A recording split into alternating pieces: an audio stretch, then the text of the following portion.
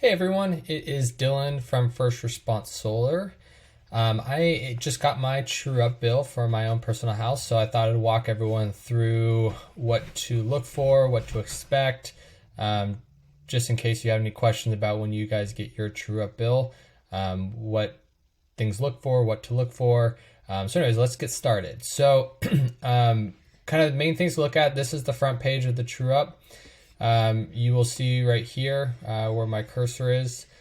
This is the program you're going to be on with PG&E, your net energy metering program. And then you can see over here under your account summary, you're going to be charged your fixed monthly charge. Then you're going to have your NEM charges, and then you're going to pay your gas bill. You can see down here underneath this section, you will get this every single month. The NEM charges won't be included. It will only be included once a year on your NEM true update.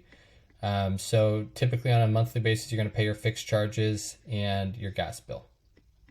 So if you look under here, you can see here are the state mandated non-bypassable charges, which equate to about $200. And then they subtract out the minimum charges that I paid throughout the year.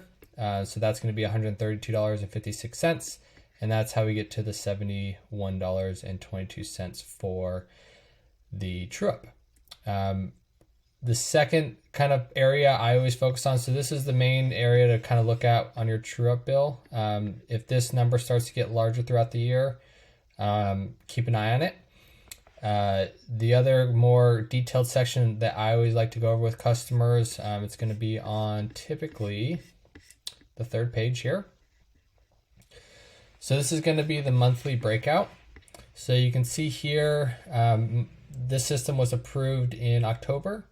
And so each month they're going to add an additional month. So it's going to go October to September, and then it will reset and start again in October. So this is the 12-month true up. What they are doing in these two columns here is it's a net peak usage. So I'm currently on the ETOUC rate schedule. So my peak period is from 4 to 9 o'clock. So the net peak throughout the whole month, they're calculating how much power I'm sending back through the meter and then how much power I'm pulling from them through the meter, and they're netting it. So they're saying in October, I pulled 156 kilowatts more from PG&E than I sent back to them. During the off-peak period, you can see I've sent back 320 kilowatts more. So they're going to take the rate schedule that you are on, and then they're going to calculate this to a dollar figure. This equates to about negative $13 as a credit. As you kind of see, as you get into the winter months, my true up starts becoming positive. That's mainly because I have an electric vehicle. I use a heat pump. So those two things equate to higher usage in the winter. PG is not going to charge me these monthly, ultimately amounts that I would have to pay them. They're just going to keep tabs of it. The nice part about the NEM2 agreement is these negative credits where I'm sending a lot more power back to PG during the summer months. These negative credits can offset the positive amounts I paid them, I would have had to pay them in the winter.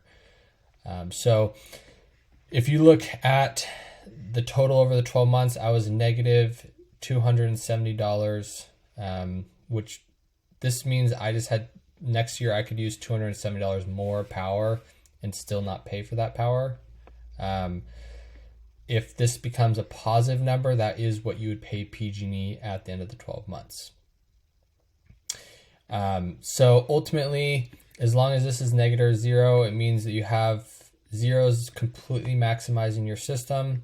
If it's negative, it means you have a little bit more growth in your system. If it's a positive, it means that you are consuming more power throughout the 12 months than you are sending back to PG&E. So PG&E is wanting additional money for that additional power that you're pulling that the solar is not covering.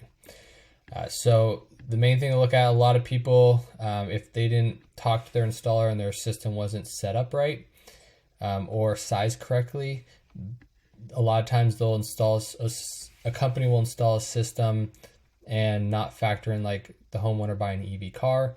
They'll buy the EV car and then their true up is like $1,000 at the end of the 12 months. That's just something you want to make sure you sit down and talk with your installer about to make sure that the system is going to be sized for your needs, and everything's going to work adequately for what you're wanting. So anyways, those are the two main sections. You can kind of see down here, this is also a summary, but those are the two main sections to keep an eye out for on your true up bill, is the total down here. And then on the front page, it's going to give you the breakdown on the front page here. Thank you so much.